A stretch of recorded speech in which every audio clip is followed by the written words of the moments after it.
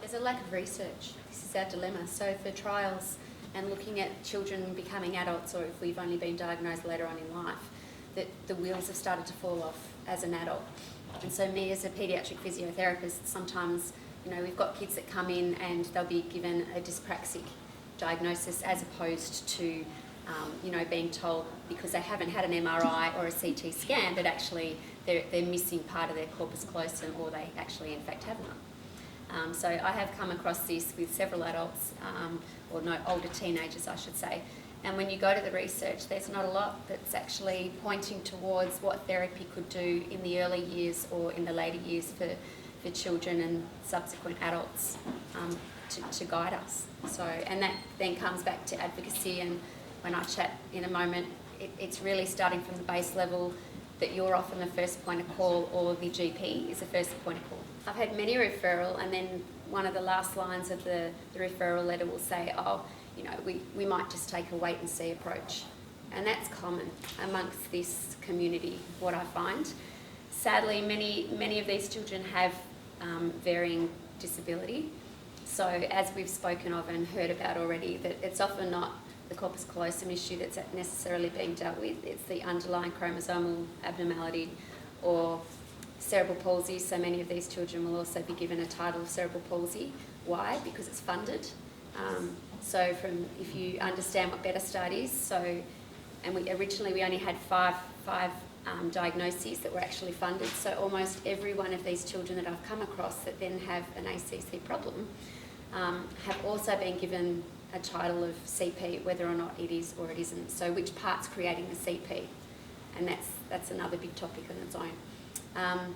The other factor is many a times you'll have a child that the parent themselves knows that something's not right, or that they're not meeting milestones, or they might be floppy, for instance. So they go to the GP and the GP will say, you'll be right, mate, or, no need for that.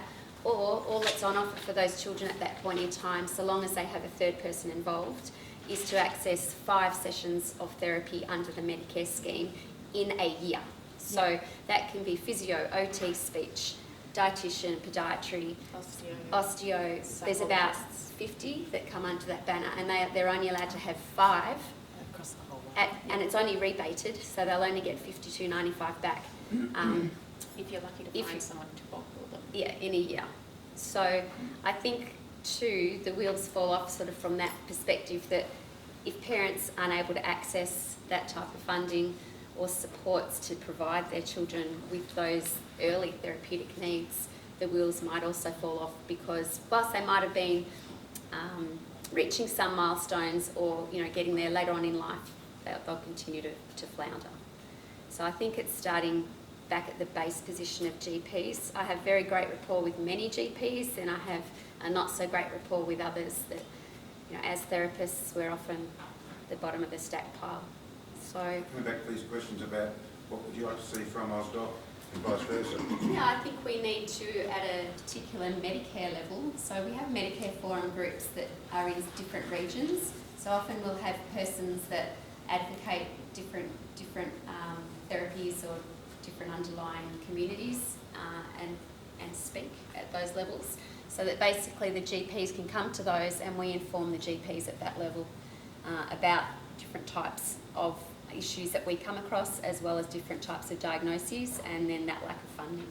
So it takes a long time through our Medicare scheme to change. So just to that, would you like to see AusDoC ideally have a pool of health professionals who can deliver those? Definitely.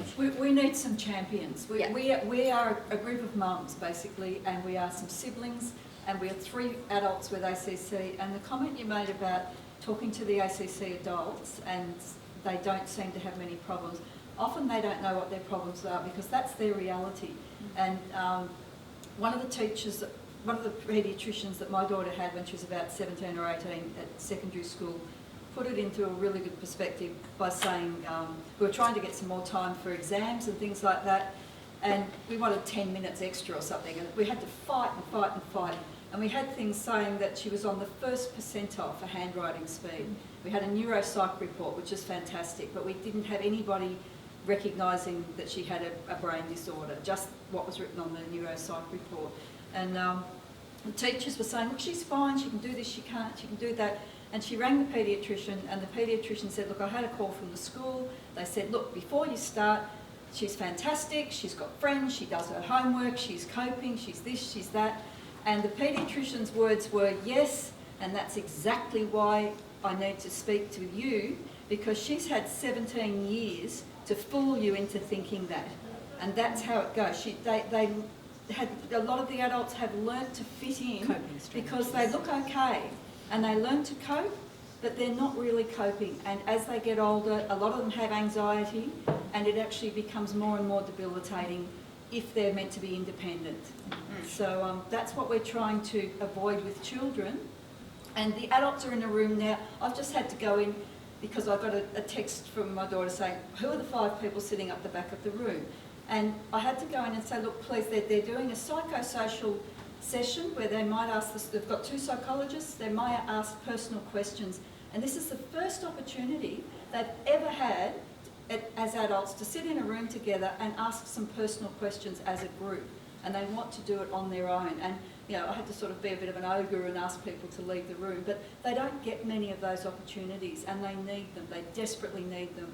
So. Marie, if data is king in research, should we as a body be, like parents, should there be a questionnaire where we're feeding back that information that we can pass on? Nothing is done without empirical evidence. Nothing is done without research. I've actually, in my late 50s, gone back to university to do a Masters of Public Health. I had no idea how to use the technology or how to get to uni or anything like that.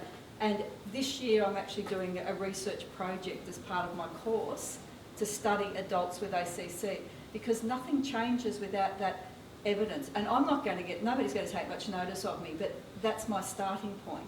But we need more of that. We need more Australian research. We have fantastic scientific research from Linda and the IRC5 Global Consortium that's being formed. That's going to be really, really good to get the scientific research. But we also need research that says, again, coming back to what you were saying, that even though those people appear to be coping, they have trouble with relationships a lot, they have trouble with employment, they have trouble with education. A lot of them won't have the education or the employment or anything like that to be able to buy a house or look after themselves when they're older, if they're not getting the right sort of support and people aren't listening to them. So we actually need some champions who will work with us, because, as I say, we are a group of mums. We have a low skill set as far as this sort of thing goes. We have fantastic people like Linda and some of our specialists who are our advisors, but it's been really hard to find them. So what we're looking for is people who are interested in sort of getting this off the ground. We have a fantastic opportunity in Australia. The other thing is AusDoC has no money. We have had no money. We pay for all the printing, we pay for all the resources, we buy stuff ourselves. We've all paid to come, we all registered, and this is the first time we've actually started drawing in a few monetary resources. We don't get grants because nobody knows who we are.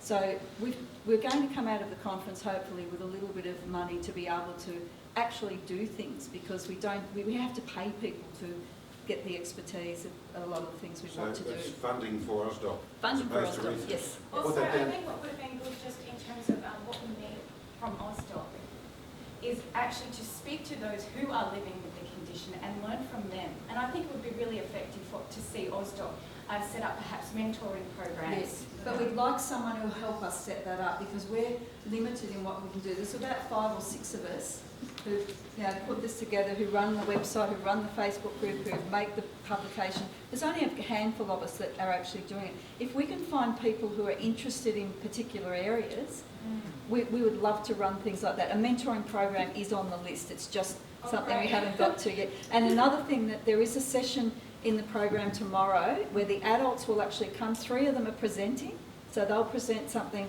and then the whole session is the audience can ask them questions, and I think it's in this room. That would be the most helpful. Yeah, so they'll sit here and they'll answer your questions, and it's a great session. Yeah. Yes, sir. So my background is as a nurse advisor, but in aged care and dementia services specifically, so kind of not even on the same track, but anyhow. And project management and quality. So I can certainly have a skill set that I can lend to the organisation in terms of perhaps doing some baseline surveys on our current members about what they want, because obviously not everybody's represented here. Lisa McNally. Oh, Lisa, hi. Yeah, I hi. have no facial recognition. I know, but I'll tell you now, I won't know you. I don't actually remember people's faces. So please, when you come up and you talk to me, tell me who you are, because Yeah. I need to know. And you're the group of people I really want to get to know. We do have a very good, close Facebook relationship. We but do. It's nice to We meet do, yes. people. So I'm more than happy to step in and do some support with gathering some sort of data around that, and it may be useful to use it as a baseline for future conferences, or just when we're evaluating where we're at to look at what feedback we got. We'll ask the same questions in 24 months or something to see if we'll be able to ask people to rate things. The other thing I'm thinking about from a state perspective, because I've lived in 3 states since my child's been diagnosed, so Queensland, Victoria and South Australia. I'm an army spouse. So I've had access to all different health systems, so Queensland Disability Services, Victoria Health, and now under NDIS in South Australia, and all public health, so all public hospitals. I think it's really important for us to somehow identify or share which are the key people in each state that you should get an appointment with. Paediatric therapist, physiotherapist actually picked up Aggie's low tone. It wasn't a paediatrician, it was our physio. So it's about identifying who has either experience or interest. So we found a really young physio now in Adelaide, who I said to her, forget anything you learnt at uni, because this child doesn't fit into any book you've ever read, and we do therapy completely different. And she says, I don't even know how to write this stuff up. Because that's what you have to find, people who are open-minded, who can get into that headspace. So whether or not I'm not sure how we do that, if it's word of mouth or it's recommendation from our current members, but it's about saying, hey, I go to Danielle at Novita in Adelaide, and she's fantastic with kids who are outside the box. So I think that's the perfect way to do it. Okay, let's step back a bit. We Yeah. don't have someone who has the expertise to run a website. Oh. So if we have anyone who has website You'll expertise, find someone. Yeah. see. And I was going to say, as part of that survey that I'd like to put together, perhaps we can ask Rochelle. people, are you interested in volunteering some time to AusDoC? What can you do? What specific skill set do you have? What can you give to us? Yeah. Yeah, fabulous. You guys are the best resources you have, and I think, I know you're waving, sorry. Sorry, yeah, Rochelle, the thing about what you were saying was, in some health systems, you're really restricted because of what Yeah. you live. Yeah, Postcodal and Yeah, of course. zoning kind of factors, whether that, Okay. how much that will impact. Yeah, the of idea. course. And I've had to pay to go to the paediatrician, and I wanted to, but I've made that happen, or I had to travel. We lived in Townsville, so we had to drive 3 hours to see a geneticist or a metabolic specialist, but we went to the right people. Like, if it's important, you'll do it, you'll make it happen. I understand what you're saying, I just though. know from other health areas, Yeah. you wanted to go and see someone and you've been told you Yeah. can't. And the other thing is, You're in the right place to- yeah, and sometimes it's about losing your mind. It's about shouting about it at the right people and saying, this is not okay. This is not an equitable health system. You're telling me that this is an equitable health system, yet my child is limited with who they can see. Writing to the minister, doing all that kind of stuff. Or even writing to the individual in person. If there's a particular specialist that you want to see and they're saying well, you can't see them, my personal experience was I wrote to him. I said, I've been told I can't see you. I think you'll find me really interesting. I think you'll find me really interesting. I think you want to take me on as a patient. And he wrote back and said, I do, I will take you on, and wrote me into his books. I'm not guaranteeing that will work for everyone, but for some specialists, if you have something they are particularly interested, if you are That's right. particularly of a case that they are passionate about, and they're like, right, well, I'm doing this research, I want to know about you.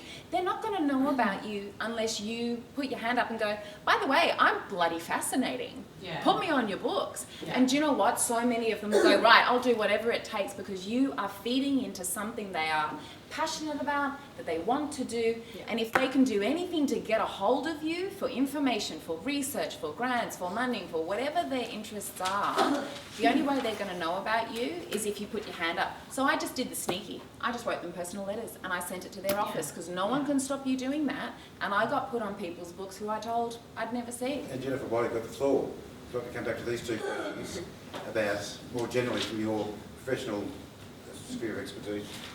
What do you want from, what's missing, what do you want from AusDoC, and what?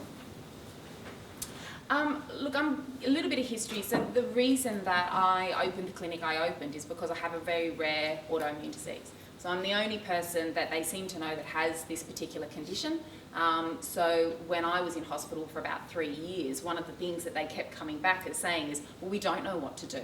Well, we don't really know what to do with you. But here, we're going to trial this branch of medication. But I had no one around me who was assisting me or saying, well, this could work or that could work, and they didn't know who to ask. So I just went ahead and did it myself. One of the things I found is I looked for particular modalities, particular allied health, like psychotherapy, physiotherapy, osteo, chiro, and I tried everything, knowing that no one could actually honestly say to me, that won't work. Yeah.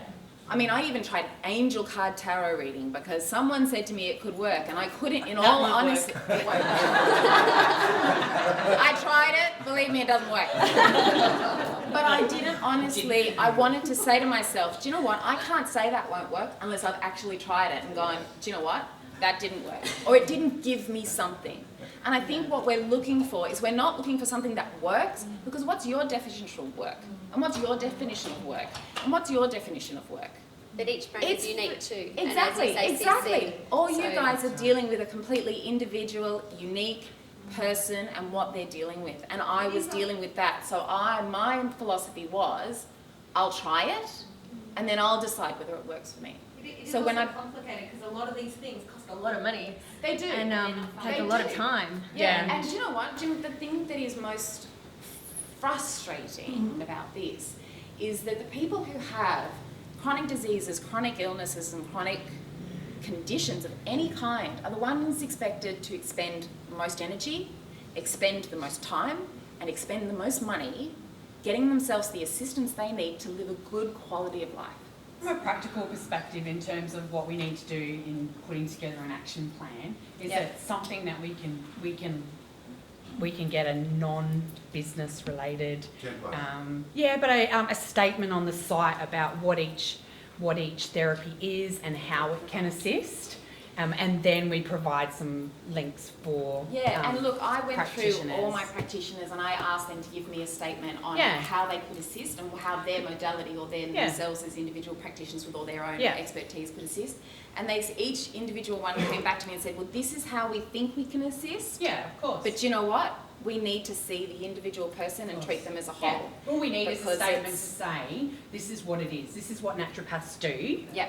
this is what osteos do, because Yeah. what we're saying is people are going, oh my goodness, my child's got a disorder of the corpus callosum, and someone says, oh, have you seen the AusDoC webpage? So they go to the AusDoC webpage. What do we want them to see? What do we want them to know?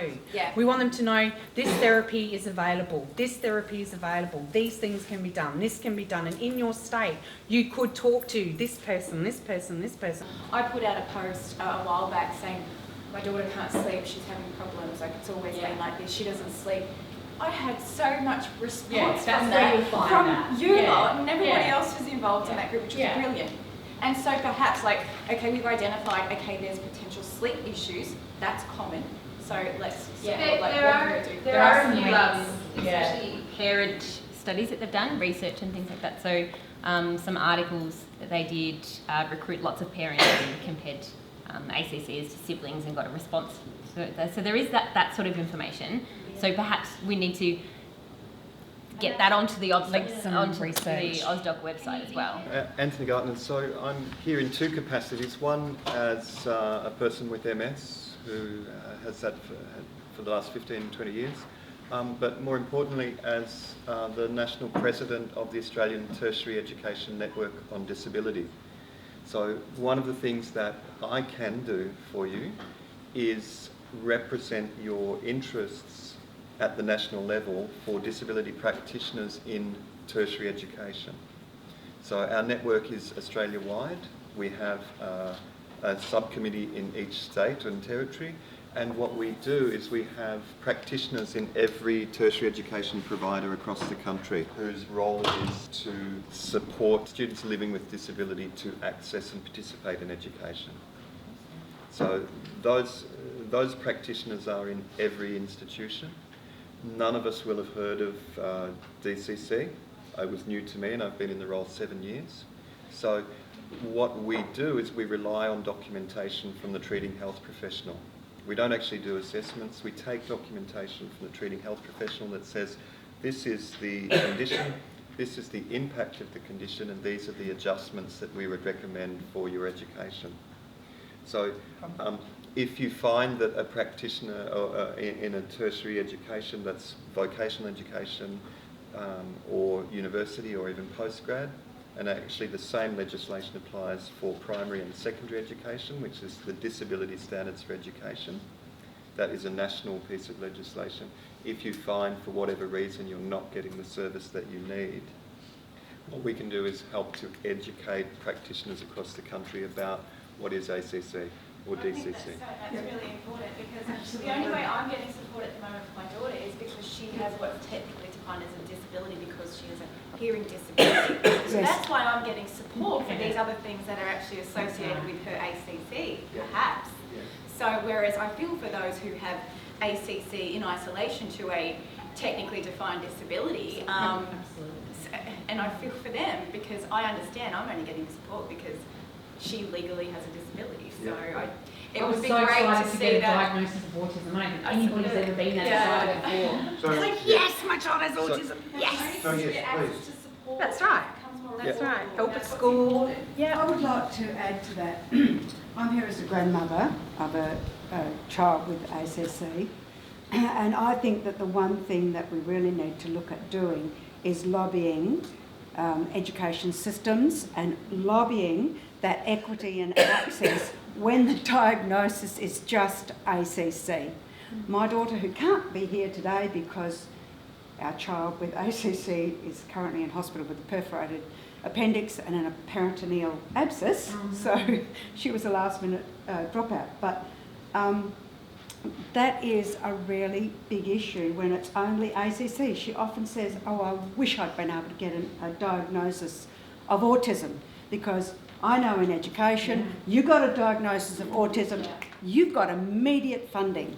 Immediate funding. That's basically all you need to do.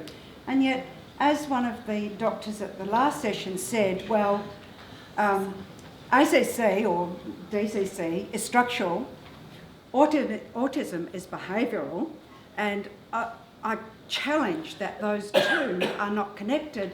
And has there been research on a connection between autism and those disorders? Has that happened? Yes. It has, and the link is? We have a session. Sorry, I haven't, yes, I know it's coming, but because it's just so critical that if all they have is ACC, and all they have, but in Western Australia, for example, we don't get any funding. It doesn't fall under a medical diagnosis for our education support funding. It doesn't fall under physical. That's nationwide, yeah. So that's something that has to be lobbied. By the way. We've got to lobby. New Zealand. The great thing is the NDIS is kicking in, and it's needs-based. It's not going to be diagnosis-based. Okay. Well, can I just say the experience in Western Australia when we started needs-based education funding was that all of the needs still fell in under dimensions of diagnosis from health professionals.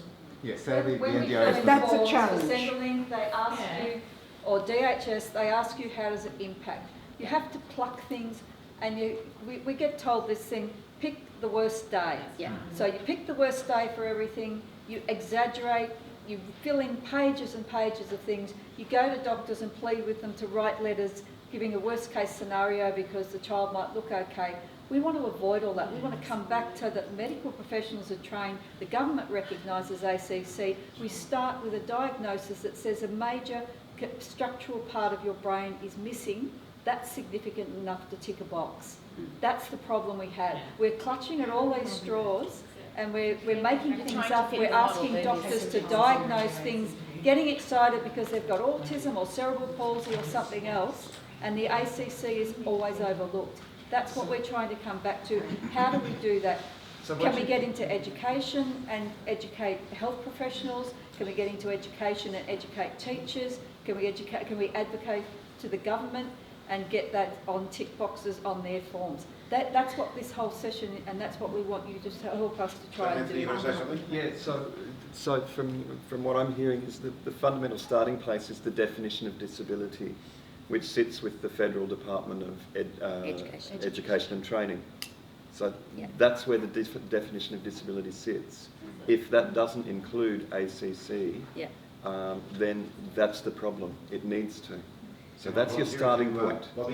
Yep. And those education forms for children applying for disability funding, whether it's under physical, autism, behavioural or cognitive, they haven't changed in 20 years. So the form has changed slightly, that they increased it to giving you 7 categories for under each one. And then you've got to really read between the lines. So number one, if you haven't got those therapy reports that actually say that this is what the child does or this is what the child cannot do, and we do write them, we make these kids really bad. I wrote one yesterday and I said to the parent as I handed it over, I'm really sorry, but this is what's required, you know. Yeah. So you do that. My paediatrician had to write intellectual disability for me to get a disability permit because she's in a wheelchair. Because ACC isn't considered, recognised, neither is hypotonia. That's what she has, that's why she doesn't walk. Exactly, it's not a condition, she's in a wheelchair. Well, you have to pick those things out. You need your therapist. We're building out. Yeah, well, the what would be paediatrician best did it. they One have. person at a time, though. Can I ask a quick question about Jennifer, you may. Sorry, but you were well first. I just wanted to say that my daughter's now 12. She's got a genetic disorder, and then consequently they found out about the ACC. But in the meantime, she got ASD, ADHD, and physical disability, with every report under the sun made as on your worst day as bad as possible. I have been fighting with my school, my daughter's school, and I've gone and gotten all those things, and they will still go, because she's cheerful, because she's on Ritalin all day, she's fine, we're going to take that funding, thanks, and use it for our kids who can't read because she's hyperlexia. And so I was just going to say, just because you do get all those diagnoses, you're still going to be struggling. Oh, but, you know, she's not going home and, you know, threatening self-harm, so she's obviously coping. But she's never had a friend in her life. She has severe anxiety, but they don't see it because she keeps it together. And I'm crazy fraud. So I was just wanting to say that that's where your teaching comes in, because just getting that piece of paper does not guarantee you.